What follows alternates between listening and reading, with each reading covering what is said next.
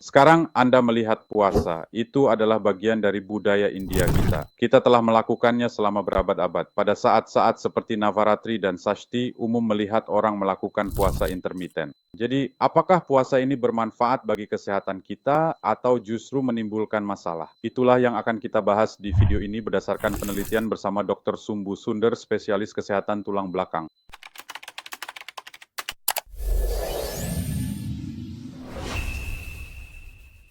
Ada banyak jenis puasa. Misalnya, ada puasa 16 jam, lalu beberapa orang hanya makan 1 kali sehari, sementara yang lain hanya mengonsumsi cairan. Meskipun ada berbagai macam cara, konsep dasarnya tetap sama. Banyak agama seperti Hindu dan Islam menganjurkan puasa. Jadi mari kita lihat apa saja manfaat dari puasa. Pertama, puasa meningkatkan kesehatan metabolisme. Menurut penelitian, orang yang melakukan puasa intermiten mengalami peningkatan metabolisme yang baik. Karena hal ini, ada kemungkinan terjadi penurunan berat badan, terutama karena pembakaran lemak. Ini juga membantu mengatur kadar insulin kita, yang pada akhirnya mengurangi risiko diabetes dan masalah serupa. Kedua, puasa mendukung kesehatan jantung.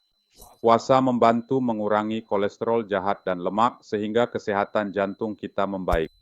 Menurut sebuah majalah bernama Nutritional Research, bagi orang yang melakukan puasa berkala seperti ini, risikonya berkurang hingga 30%. Jadi karena hal ini fungsi jantung dan kardiovaskular menjadi lebih baik.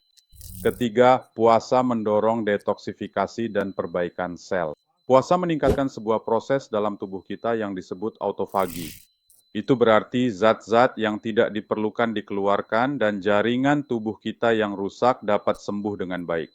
Jika kita melihat pada praktik Ayurveda kuno, saat berpuasa, tubuh melepaskan zat-zat beracun dan menjadi segar kembali. Itulah yang dulu sering mereka katakan. Manfaat keempat dari puasa adalah sangat meningkatkan kejernihan mental. Saat kita berpuasa, jumlah zat yang disebut brain-derived neurotrophic factor yang dilepaskan dari otak kita meningkat. Karena hal ini, kesehatan otak dan fungsi memori kita menjadi lebih baik.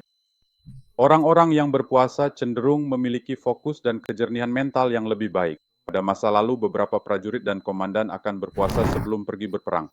Itu karena puasa membantu meningkatkan strategi perang dan kemampuan berpikir. Bahkan aktor Prakash Raj pernah menyebutkan dalam sebuah film bahwa ketika kamu sedang bekerja, sebaiknya hindari makan karena itu bisa menjadi gangguan. Jadi kita sudah melihat semua itu. Sekarang mari kita lihat kekurangan dari puasa. Yang utama adalah kekurangan nutrisi. Bos terlalu lama atau melakukannya dengan cara yang salah. Risiko kekurangan zat seperti zat besi, kalsium, dan vitamin akan lebih tinggi. Jadi bagaimana cara mengatasinya? Jika kamu memastikan asupan nutrisi seimbang selama periode makan dengan memasukkan buah, sayuran, dan protein yang tepat, kamu bisa mengatasinya. Banyak orang yang menjalani puasa tradisional tidak memperhatikan aspek nutrisi ini, namun jika kamu memperhatikannya, hal kedua yang akan kamu rasakan adalah, terjadinya pemecahan otot.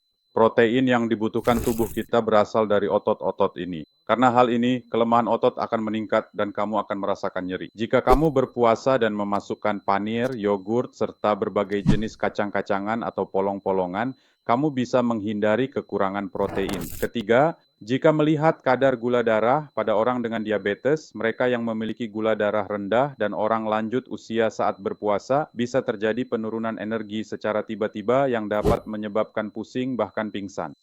Jadi jika kamu termasuk dalam kelompok ini, konsultasikan dulu dengan dokter sebelum mulai berpuasa. Bahkan jika kamu mulai berpuasa, mulailah secara perlahan. Faktor yang paling penting adalah makan berlebihan. Banyak orang untuk mempersiapkan diri berpuasa makan dalam jumlah banyak pada hari sebelumnya. Makan berlebihan bisa menyebabkan kenaikan berat badan dan manfaat puasa bisa hilang sama sekali. Lebih baik menerapkan pola makan sadar dan mengontrol porsi makan. Artinya, kamu sebaiknya menentukan jumlah makanan yang akan dikonsumsi. Masalah paling penting yang mungkin kamu hadapi adalah dengan mengubah pola makan, kamu bisa mengalami sembelit dan ketidaknyamanan pencernaan. Bagi sebagian orang, ada kemungkinan lebih tinggi untuk mengalami tukak lambung. Jadi, bagi mereka yang belum terbiasa berpuasa, lebih baik memulainya secara perlahan. Lebih baik memulai perlahan. Selama itu, menjaga tubuh terhidrasi dan mengonsumsi makanan kaya serat seperti buah dan sayuran penting.